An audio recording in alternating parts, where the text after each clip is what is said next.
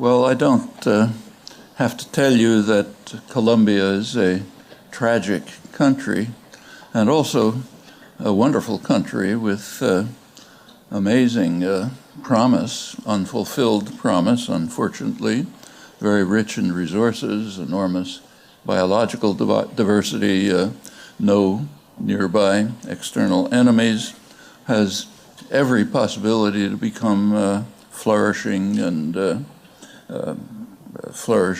productive society. But it has been plagued with extraordinary violence and terror. At last, there do seem to be some signs of possible internal reconciliation.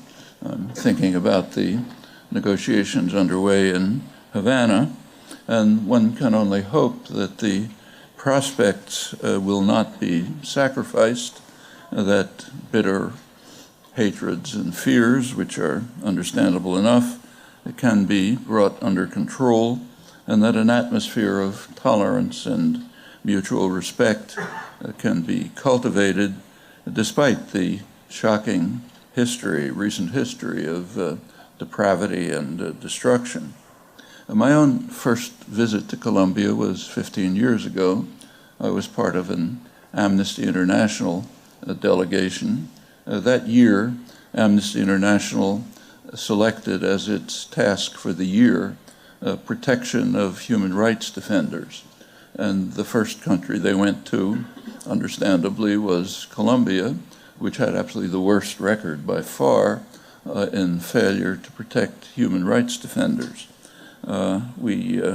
As we landed, the news reported attempted assassination of a legislator by a bazooka in Bogota. She survived. Her bodyguards were killed. As we left, a law student, an American law student who had been with us, went into hiding because he had gone to visit a village with some human rights activists to talk to a victim of government paramilitary repression. And he had witnessed an assassination which made him a marked man. So he had to go into hiding, and by various means we managed to sneak him out of the country. I met some remarkable people, among them Father Javier Giraldo, who you know is an astonishing record in discovering, revealing, and forcing investigation of major human rights atrocities. His book, Colombia, A Genocidal Democracy, is indispensable. And I met other priests, human rights activists engaged in various activities like trying to carve out zones of peace free of terror, paramilitary, military terror, overwhelming the majority of the terror at the time. I also managed to meet the president of the Colombian Permanent Committee on Human Rights, the distinguished diplomat Alfredo Vázquez Carrizosa. We visited him in his heavily guarded home, bodyguards all over, high security, often threatened with death. I'll return to his account of the roots of the modern terror last 50 years. I've taken a couple of other trips, mostly to Cauca, La Vega and Cauca, with human rights activists from Colombia and the United States. On one trip, we wanted to talk to peasants, but we couldn't go outside of Popayan, the local town, because there was too much violence outside. So people came in from the countryside, were brought in with horrible stories. People who'd been victimized by what's called here fumigation, means chemical warfare, which is designed to essentially destroy everything. Maybe it kills some coca plants, but it kills everything else too. Some of them had kind of carved out a niche. Coffee farming is a very difficult profession because the United States has blocked efforts to establish a coffee cartel which could stabilize prices. It's done for commodities that the U.S. is interested in, but we wouldn't allow it for them. And if prices fluctuate, small farmers can't survive, of course. Agribusiness can, but a farmer can't tell his children, don't bother eating this year, maybe we'll have food next year. But they had managed, some of them had managed to carve out a niche in Europe for high-quality coffee. That was destroyed by the chemical warfare. Of course, those lands can never be used again in the near future. The idea is based, and you see people with horrible sores, children dying, and so on, awful tales. Another visit, which happened to be personally quite meaningful to me, just a couple of years ago, I went to a small village called Santa Rita. It's a couple of miles off the Pan American Highway through a virtually impassable road. As you get near the village, there's a little clearing with a row of crosses. It's where a couple dozen people were murdered by paramilitaries a few years earlier. The first visit to Santa Rita had to be canceled because there was too much violence in the area, but then a couple months later they said it was safe, so I went with Father Geraldo again and a U.S. human rights activist, and they were, the reason for going was partly personal, but partly what they were doing. It was, they were trying to protect their lands from mining operations, which would destroy everything, of course. There's a mountain above the village which they needed for water supplies and other resources. The mining companies and the government wanted to destroy it. The personal part was that they were dedicating the mountain to my late wife. She had never been there, but I'd been there a couple of times, so we had a ceremony. And the compassion and kindness of these simple campesinos and indigenous people is something pretty hard to forget. The people, and I've been there a couple other times, similar visits. I should say that we were helped enormously by the Cauca ombudsman who arranged the trip and gave us those heavy cars that can go through these impassable roads and got us there and so on. And pretty impressive people. Well, the population is plagued with multiple curses. Paramilitary, military terror, major one. Development projects that destroy their lives. What's called the drug war, which has essentially nothing to do with drugs. It has no effect on the price and availability of drugs. That's been known for decades. It continues. One expert commentator on it, Charles Berquist, a noted scholar, pointed out that a good case that can be made that the U.S. drug war is designed for two purposes: to control what are called the dangerous classes in the United States, mostly black males, long history of this, and to lay the basis for counterinsurgency operations abroad.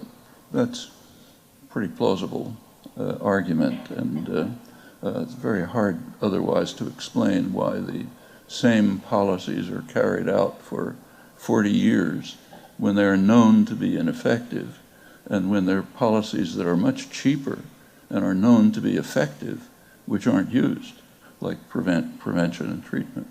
The United States is now, as you know, probably almost isolated in the hemisphere in its insistence on maintaining the drug war, which has had a devastating effect in Latin America, Mexico in recent years, Colombia, and here is basically used for incarceration of mostly black males. Incarceration rate has skyrocketed since the drug war was designed. It's designed on very racist grounds, quite explicitly, but it continues. The drug war in Colombia, so-called, as I said, it clears the land, destroys crops, drives people off the land. Colombia now has by far the largest displaced persons population in the hemisphere, one of the world leaders for 4 to 5 million. Destroys water supplies and so on. And it frees the land for exploitation by multinationals, mining, energy projects, for the tiny Colombian elite, rich ranchers and things like that. And the people are destroyed. The Plan Colombia Clinton's Plan Colombia had just been instituted shortly before my first visit, and it has had some achievements. One of its main achievements is to convert FARC, the main guerrilla group, from a peasant-based guerrilla movement, which had some kinds of social policies and a fair amount of appeal in the peasantry, converted them from that to just another terrorist army preying on the population. So now the campesinos, indigenous Afro-Colombians, fear all of them equally. They're all terrorist armies. That's a great achievement of Clinton's militarization of the conflict. Colombia's very violent history goes back a long time. You know all about that. But a new era, important new era, did open in the early 1960s, and it was part of a much broader phenomenon. John F. Kennedy, in 1962, changed the mission of the Latin American military from hemispheric defense to internal security. Hemispheric defense was a meaningless holdover from World War II, but internal security is not meaningless. That's a term that means war against the population. And the effects of that were immediate. They're described by Charles Machling. He was the counterinsurgency, he led U.S. counterinsurgency and internal defense planning under Kennedy and Johnson. And what he says is Kennedy's 1962 decision shifted U.S. policy from toleration of the rapacity and cruelty of the Latin American military to direct complicity in their crimes, to U.S. support for the methods of Heinrich Himmler's extermination squads. That's the chief of counterinsurgency and internal defense planning. The effects in Colombia were immediate. In 1962, the same year, Kennedy sent a counterinsurgency special forces mission to Colombia led by General William Yarbo, who studied the situation and gave their advice to the Colombian government. The advice was that I'm quoting it, they should turn to paramilitary, sabotage, and other terrorist activities against known communist proponents to be employed as soon as we have an appropriate apparatus in place.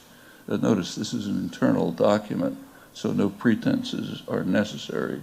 It's we will have the apparatus in place, and then we can turn to paramilitary, terror, sabotage, to be employed against known communist proponents. Well, communist proponents is a technical term which has very broad application in the U.S. counterinsurgency doctrine. Its meaning actually was spelled out by Vasquez Carrizosa, echoing Machling. He said that I'll quote him, the Kennedy administration took great pains to transform our regular armies into counterinsurgency brigades, accepting the new strategy of the death squads, ushering in what is known in Latin America as the national security doctrine, not defense against an external enemy, but a way to make the military establishment the masters of the game with the right to combat the internal enemy. It's the right to fight and exterminate social workers, trade unionists, men and women who are not supportive of the establishment and who are assumed to be communist extremists. And this could mean anyone, including human rights activists such as myself, which is, of course, why he's under heavy guard when we visited him. You may have noticed earlier I said Colombia has no nearby external enemies. It has a more remote external enemy, namely the country that is regarded in the world by a long lead as the greatest threat to world peace, namely us, and nobody's even close. Americans are protected from this information, which comes from US-run polls by the free press, which is careful not to report it. But that doesn't, Colombians know what it means. Well, the events that followed were very much the way Maechling and Vasquez Carrizosa described. The first major step was the military coup in Brazil, obviously the most important country, 1964, immediately after the Kennedy assassination. The Kennedy brothers had more or less laid the basis for it. This established the first so-called national security state, kind of neo-Nazi terror torture state, soon followed by many others, Uruguay, Chile, Argentina, which was maybe the worst of them, and was the major favorite of Henry Kissinger and Ronald Reagan. They really were delighted in Argentine neo-Nazis. The plague reached Central America in the 1980s, in the Reagan years. The basic problem that the United States faced throughout this horrendous period was accurately described by Henry Kissinger when he was discussing the need to overthrow the parliamentary government of Chile and to install the Pinochet dictatorship. You know about that without comment. What he said is that Chile, Allende's Chile, he said, is a virus that might spread contagion elsewhere. That's a leading theme of foreign policy, kind of a mafia doctrine. You cannot accept disobedience because it could spread. And that's over and over again. It's the main theme of post-war history, over and over. Chile was, in fact, such a virus, the parliamentary regime. How was it going to spread contagion? By success.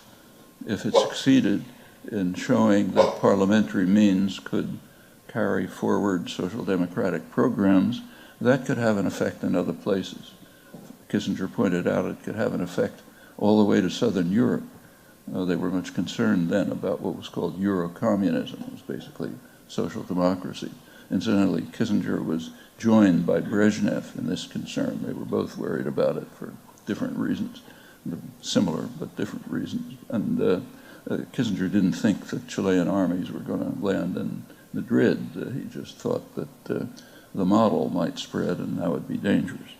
What do you do when you have a virus that might spread contagion?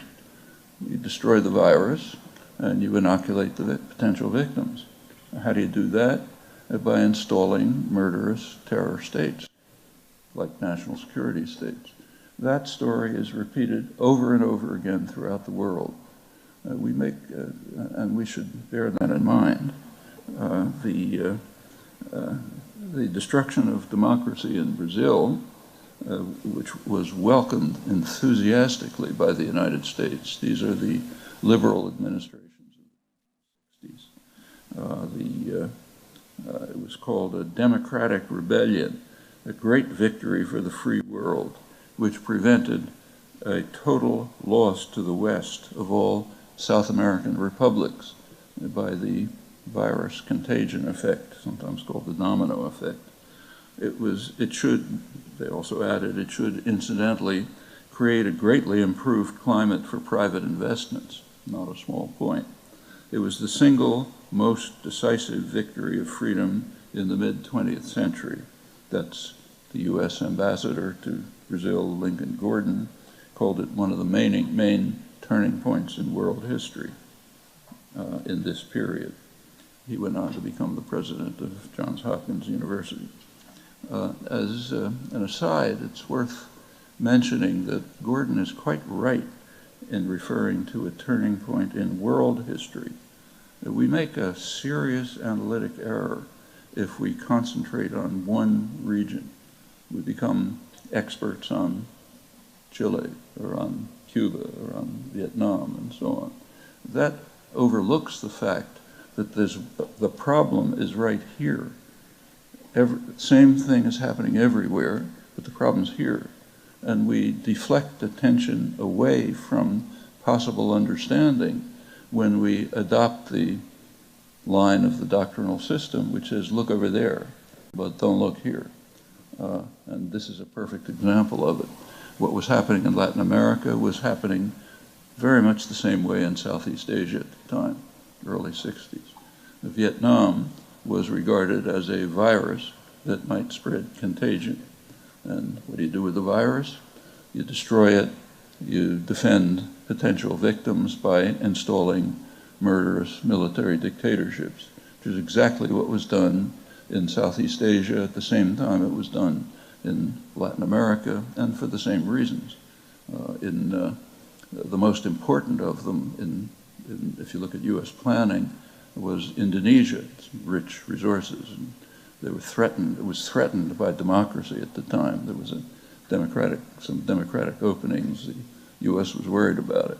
This was taken care of in 1965 when there was a military coup, Suharto coup, supported by the United States, which killed the virus in Indonesia. It killed hundreds of thousands of people, mostly landless peasants, opened the country up to exploitation, just as in Latin America, where great victories, the greatly improved climate for private investments. Indonesia, the same as Latin America. What happened at that time was well understood. It was described pretty accurately.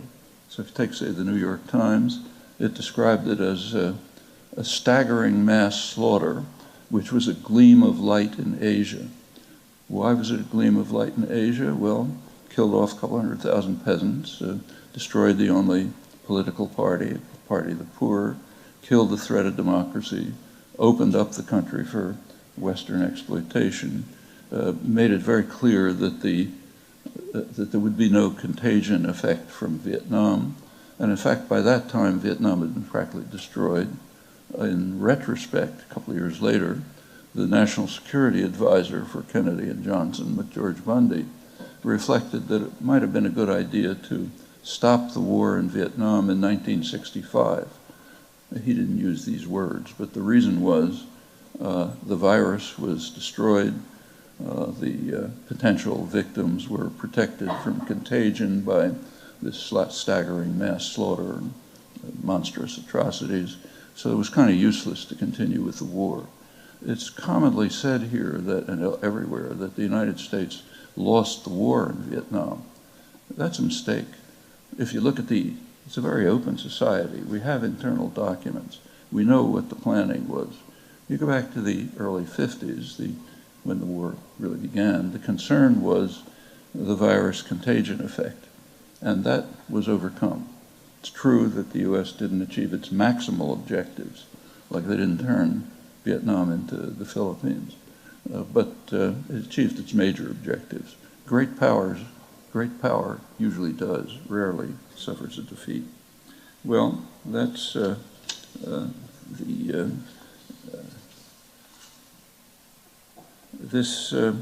I should go on to say that this gleam of light in Asia, namely the mass slaughter and destruction of democracy in Indonesia, eliminated one of the pillars of the non-aligned movement. The hated non-aligned movement was regarded by U.S. policymakers as practically the same as Nazis. Indonesia was one pillar of it. That was eliminated in 1965. Another pillar was Egypt. That was eliminated in 1967 with Israel's destruction of Nasser's army. And in fact, U.S.-Israeli relations, which are unique in world affairs, were established in their current form right at that time.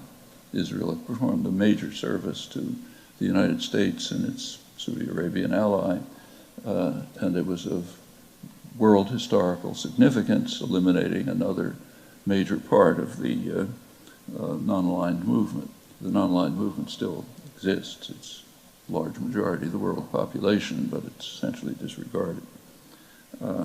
Well, as I mentioned, the plague reached Central America in the 1980s, That was Ronald Reagan's War on Terror.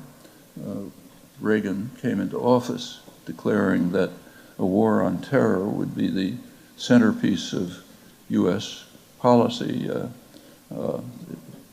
Terror, he said, is the plague of the modern age, return to barbarism in our time, all sorts of inflated rhetoric. The war on terror characteristically instantly turned into a major terrorist war. The main victim was Central America, but went on to Southern Africa, the Middle East, and elsewhere. In Central America, hundreds of thousands of people were slaughtered, every imaginable form of torture and horror. The worst atrocities were in Guatemala. Guatemala, of course, had been a horror chamber ever since the U.S. overthrew its democratic government in 1954, but it escalated quite sharply in the early 80s with a virtually genocidal attack on the Mayan highlands population. Reagan, to his dismay, was inhibited from participating directly in that. It was carried out by Rios Montt, a man he greatly admired, said a firm lover of democracy and so on. But Congress had passed restrictions on direct U.S. involvement. So the Reagan administration had to turn to a terrorist network, Taiwan, Argentine neo-Nazis, but mainly Israel, which was willing to provide its services in training, counterinsurgency work, arming the army, and so on. And that became particularly important after Argentina had an unfortunate return to democracy, and the military was no longer available for that. Others sometimes use terrorists, but the United States is a powerful state. It uses terrorist states, and that's a much more effective terror network. That's what happened in Guatemala. Well, as a result, the United States was not providing direct military aid to Guatemala. That was being done indirectly. We arm Israel, they provide the arms to Guatemala. But because of this, El Salvador was the leading recipient of U.S. military aid and one of the main centers of major atrocities. About 70,000 people killed, almost all by the U.S. armed and trained security forces. Horrible story in itself. Well, what was going on in this period is well understood by American scholarship. So the leading academic specialist on human rights in Latin America, Lars Schultz, North Carolina, he found, I'll quote him, that he wrote in 1981, just when Reagan's terror war was taking off, he said, U.S. aid has tended to flow disproportionately to Latin American governments which torture their citizens, to the hemisphere's relatively egregious violators of fundamental human rights. That includes military aid. It's independent of need and runs through the Carter period. There are other studies which confirm it. Time's short, so I won't review them. But basically, academic studies draw the same conclusion, and it's entirely understandable. That's the way the mafia operates, the international mafia. The basic principles of state terror are explained by Lars Schultz in his standard scholarly work on the main book on U.S. foreign policy and human rights in Latin America. What he's referring here to the national security states established from the early 1960s after the Kennedy initiatives. He says the goal of these national security states backed by the United States is to destroy permanently a perceived threat to the existing structure of socioeconomic privilege by eliminating the political participation of the numerical majority of the popular classes. That's pretty accurate, and it's not only in Latin America, and understandable. Well, the pattern has been followed since. I won't run through the details. There were peace accords in El Salvador in 1992, which sharply reduced state crimes. Therefore, the country was dropped from its leading role in the hemisphere as a recipient of U.S. military aid. It was replaced by Colombia, which had an awful record and moved into first place at that time, not because Colombian atrocities increased, but because Salvadoran ones decreased. So Colombia became the leading recipient in the hemisphere of military aid. In 1999, Colombia achieved made a greater achievement. It became the leading recipient worldwide of U.S. military aid. This incidentally excludes Israel and Egypt, which are a separate category. But apart from them, Colombia in 1999 became the world leader. Now again, it wasn't because Colombian atrocities increased. They were just continuing at the regular level. But what happened is that the previous champion, Turkey, its atrocities declined. Through the 1990s, some of the worst atrocities in the world were carrying out by Turkey within NATO. It was carrying out a massive attack against its Kurdish population. Tens of thousands of people murdered, thousands of towns and villages destroyed, probably millions of refugees, again, every imaginable form of torture, and it was armed by the United States. 80% of the arms came from the Clinton administration as atrocities peaked. Aid peaked. In 1997, the Clinton administration actually sent more arms to Turkey than in the entire Cold War period, up to the onset, combined, up to the onset of the insurgency. So again, the press was kind enough to spare Americans the story. If you worked, you could figure it out. Plenty of evidence in human rights reports and elsewhere. 1999, the Turkish counterinsurgency operations had basically succeeded. So Turkey gave over its leadership role to Colombia, where the atrocities were still continuing. Well, it has long been known that Colombia is the world champion in murder of human rights activists, union activists, other state crimes. Some of the years, 10 years ago, roughly that period, Colombia actually killed more union activists than the rest of the world combined. It's quite significant. Earlier estimates of civilians killed by the paramilitaries, and the paramilitaries means the military, they're very close interaction. The earlier estimates were about 30,000. A couple of years ago, that estimate was changed. Colombia's Prosecutor General revealed that it's investigating 150,000 extrajudicial killings by paramilitary groups from the late 80s to the present. Now, that places Colombia well beyond even the Argentine neo-Nazi junta, which had the record before that, and well beyond the Pinochet dictatorship.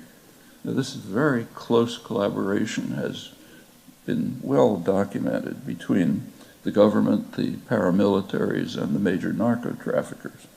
Large part of the Congress in Colombia is now under criminal investigation for paramilitary ties, and dozens have been arrested. As I mentioned, Colombia also has the hemispheric championship for displaced persons, substantially the U.S. chemical warfare, fumigation, one of the world leaders.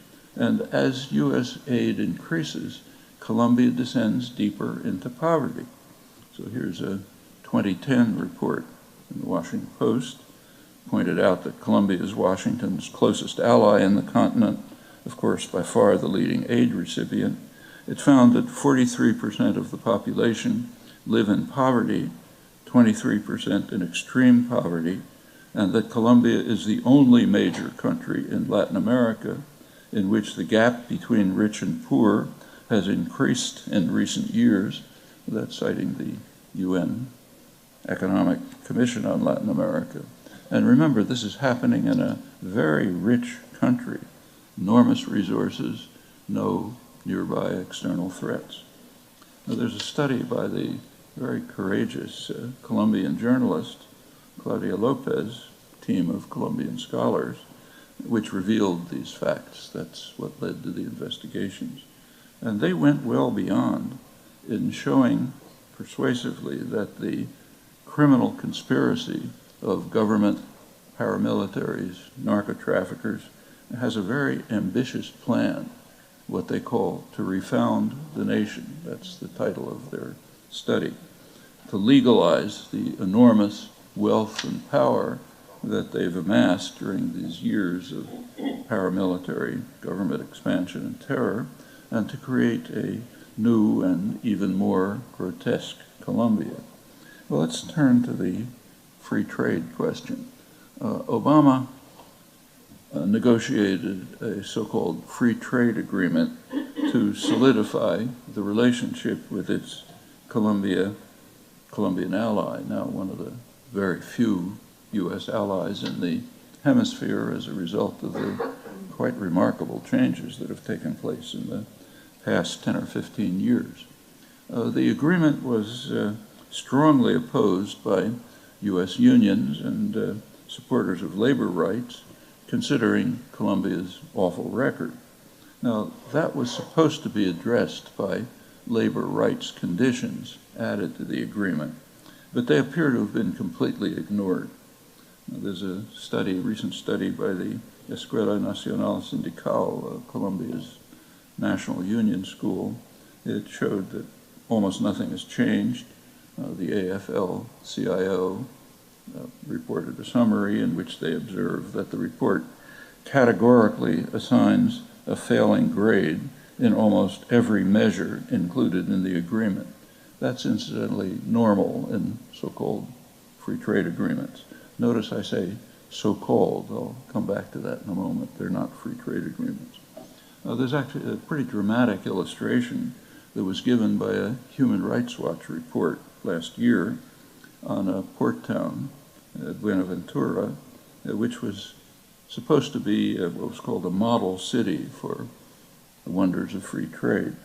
What it concluded is the Human Rights Watch report that, quoting it, entire neighborhoods were dominated by powerful paramilitary successor groups who restrict residents' movements, recruit their children, extort businesses, and routinely engage in horrific acts of violence against anyone who defies their will. Now, these include hundreds, maybe more, of disappearances and dismembering victims and dumping their body parts. There are so-called chop-up houses where the groups slaughter and chop up their victims and toss them away, many times while they're still alive, according to Human Rights Watch. The large majority are Afro-Colombians. The police and military do nothing, even cooperate with the paramilitary successors. Virtually no one is prosecuted.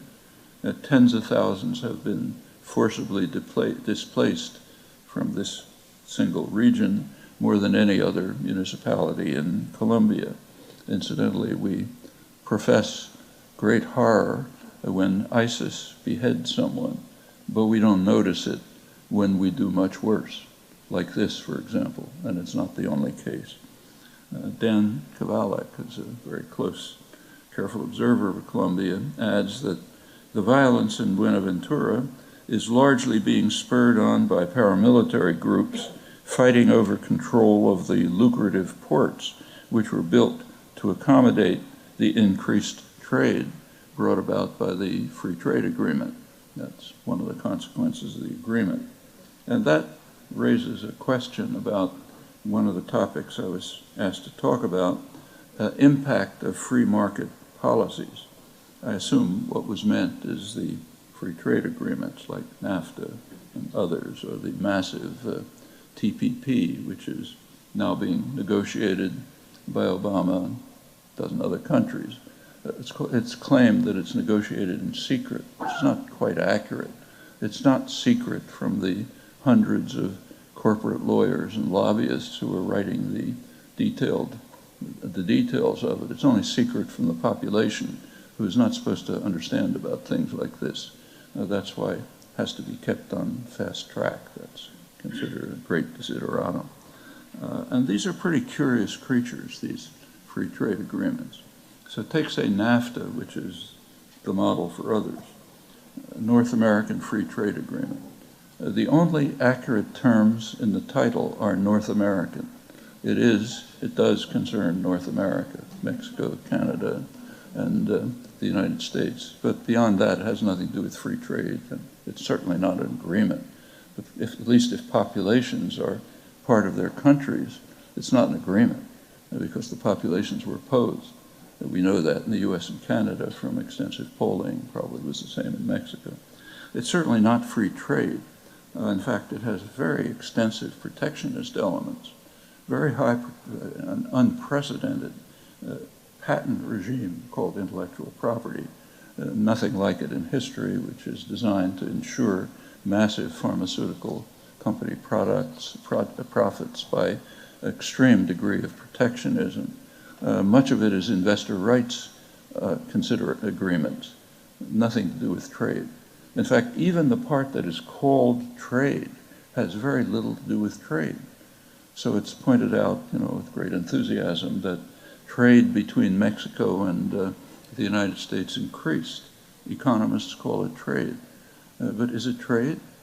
I mean, suppose in the old Soviet Union, parts were made in Leningrad and sent to Warsaw for assembly and then sold in Moscow. We wouldn't call that trade, cross borders, but it's within a single command economy. And exactly the same is true when General Motors has parts made in Indiana, sends them to Mexico to be assembled, and sells the cars in Los Angeles. That's transactions internal to a command economy. And it's not small. The corporations are tyrannies. They don't tell us what they're doing. But there are studies, and it's estimated maybe 50% of so-called trade between Mexico and the United States is internal to command economies. So there's almost nothing about free trade in these agreements, even about trade. These are investor rights agreements, and they have effects. NAFTA is probably one of the few treaties which has succeeded in harming the populations in all three countries involved. That's not a bad record, actually. Of course, there are plenty who gain from it, lots, but not the population. One of the effects is on the front pages, the flow of undocumented immigrants from Mexico. It used to be in the past a kind of a regular interchange. People would come to pick fruit under horrible conditions in California and then go back home and so on. There was a long-standing emigration issue, partly regulated. But now there's an increasing flow of campesinos coming from corn-producing areas farther south. Why? Pretty obvious. Mexican campesinos can be highly efficient, but they can't compete with U.S. agribusiness, which is furthermore highly subsidized in what we call a free market economy. So it has the natural effect, flow of immigrants, then we worry about this. Others coming from, say, the highlands in Guatemala, we worry about that. They're fleeing from what's left of the destruction. Well, this continues. Studies undertaken under NAFTA rules, incidentally, show that NAFTA has been very effective in undermining labor organizing in the United States. The number of illegal employer actions to break up strikes apparently increased by about 50%, with things like if there's an organizing effort in some plant, employers can put up a sign saying, transfer operation to Mexico. And of course, people don't want to lose their jobs, so the organizing effort stops. That's illegal, but when there's a criminal state, it makes no difference. The laws just aren't applied. They're applied to poor kids in downtown Boston, a black kid with a joint in his pocket, but not applied to a corporation which is breaking up union union efforts, and so on. I won't go through the details, but just finish by adding that there are many illusions about so-called free trade and free markets, and they have to be carefully analyzed and dismantled before you discuss the impact of policies that claim to be based on these principles. If you look at those principles over the last centuries, you discover some great striking regularities. They have typically been reshaped to protect the rich and powerful from the ravages of markets, while leaving the more vulnerable free to suffer from their harmful effects. That's a staple of economic history, and it plays out in the current agreements. I'll stop there.